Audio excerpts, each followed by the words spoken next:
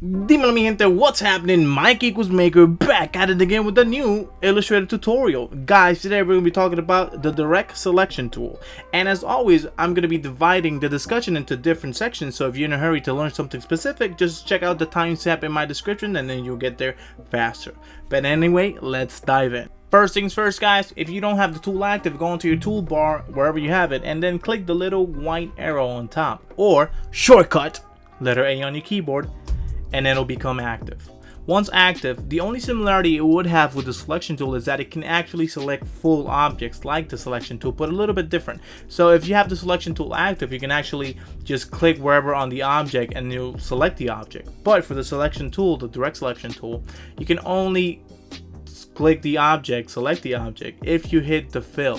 So if you hit on the edge or just anywhere that's not, let's say this is like an outline, if you hit here, see how I'm clicking and nothing's happening? Because you only need to hit the fill of this object for it to be selected by the direct selection tool.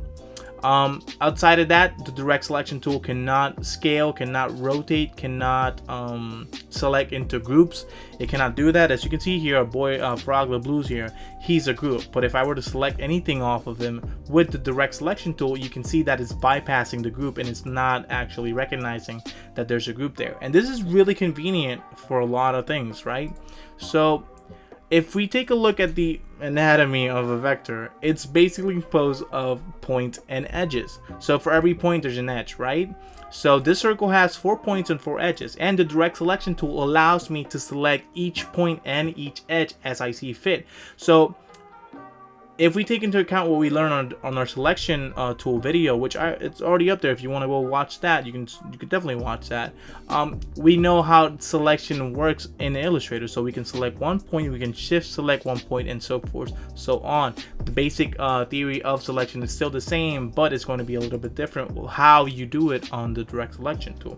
So I can select edges too. I just selected this edge here, and you can tell that the edge is selected because the handlebars are going to appear.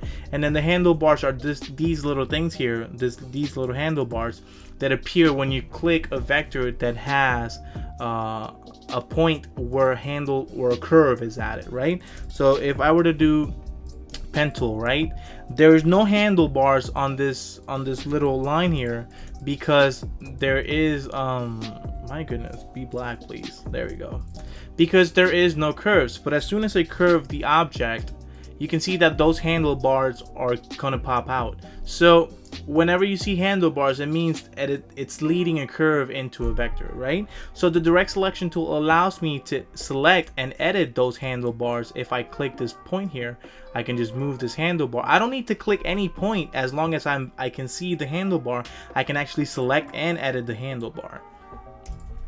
Okay, so that's basically it for the selection of the direct selection tool. You can select points, you can select edges, you can move points and edges around like this, or just click it here and move it. You can select edges around, you can select multiple edges.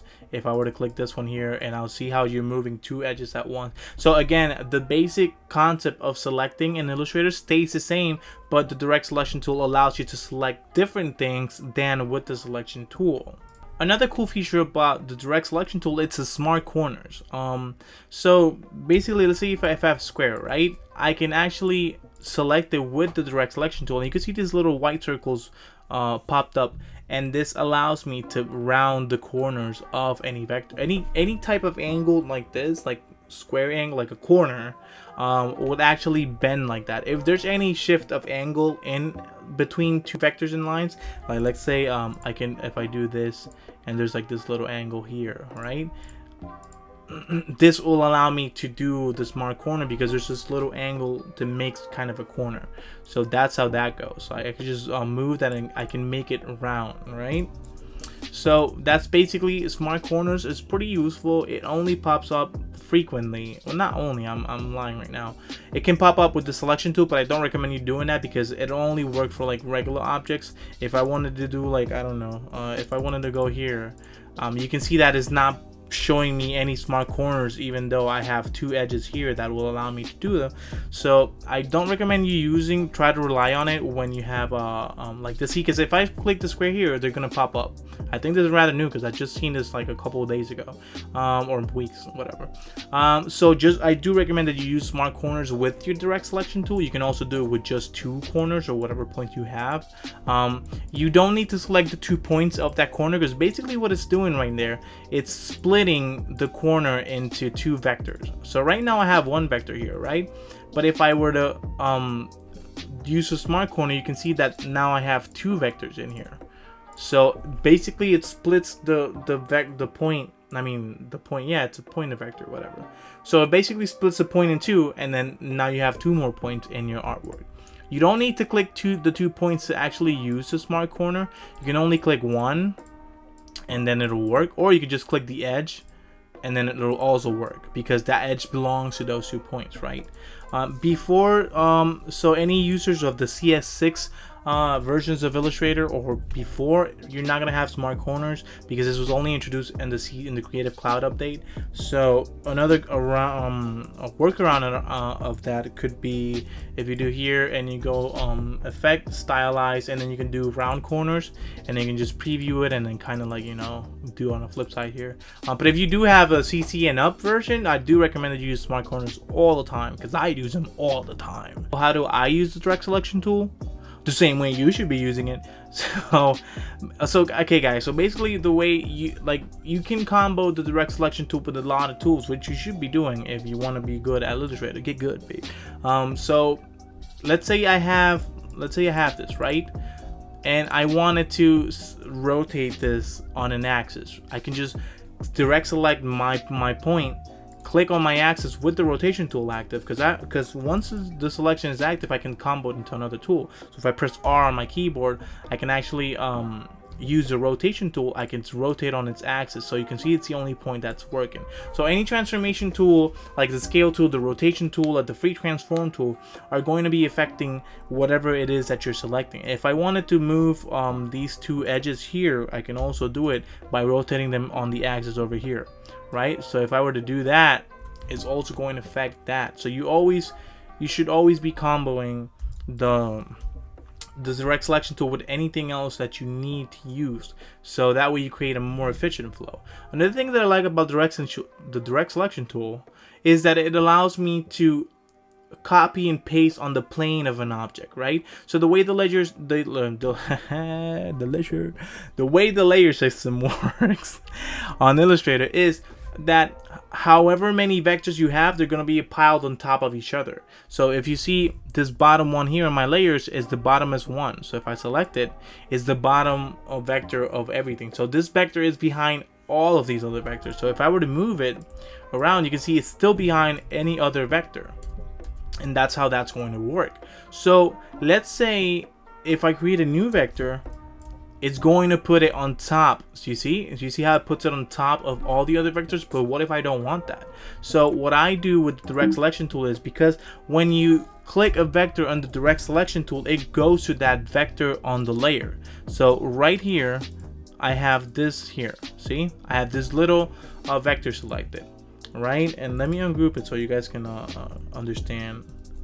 There we go. So it's already ungrouped. You can see the list of vectors. You can see how many they are. And let's say I wanted to put a little bit of a vector on behind his face and in front of his eye. So how do I do that if whenever I create a vector, it's going to be on top of it? So the direct selection tool is really good because it allows me to click on this, like on the object in front of the eye, and then now I can let me I don't know, copy this here, and now I can just paste it in front of that object that I just selected.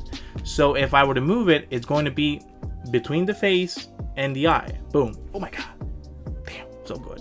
So that's how that works, and now you know where this vector is positioned at, so you can move it either front or backwards. And now you know that it's in between the eye and the face. So it's a really good positioning tool, because when you're working with a lot of vectors, you often don't know what the hell is happening because you have so many, and then you want to position something. So if you remember, like on this illustration, that the eyes is behind the face, then if I want something behind the face and in between the eyes, I can click any vector inside of this circle, and whatever I paste is going to be behind and in between, like on the position that the vector is already in. So if I wanted something behind the hat, I can just click any vector that's in that position, and I can just paste it in here, and it's going to be behind the eye. So you see how that works, and that's one of my favorite things to do with the direct selection tool, because it helps me like travel through my vectors with ease, instead of being like, oh, let me go here, let me put this circle here, whatever, and then I have to like, oh, which one is it? Oh my god, like I don't know where. See, oh, I got behind that little spot, let me just keep going. And you have to like, it's a waste of time. And then people be like, oh, why don't you just go to your panels, Maikii, and then you can move it manually from there, and you know, you have to go through here, scroll, and it's really annoying, because you don't even, at this point, you don't even know which vector it is that you're trying to move it in front of it. Like, it all looks like little pieces. So it's really good that you come here and then you can just click whatever vector you want. To my understanding, I've already told you everything you need to know about the direct selection tool. If you have any questions about this tool or any other requests for any tutorial, just comment it down below. If you did learn something, harass the like button. You have an increased 50% chance of being picked up at a bar by Scarlett Johansson if you share this video. And if you want to keep hearing the sexy voice, subscribe. It's free. I could be going on and on, guys, but I think it's some time for some honey bell.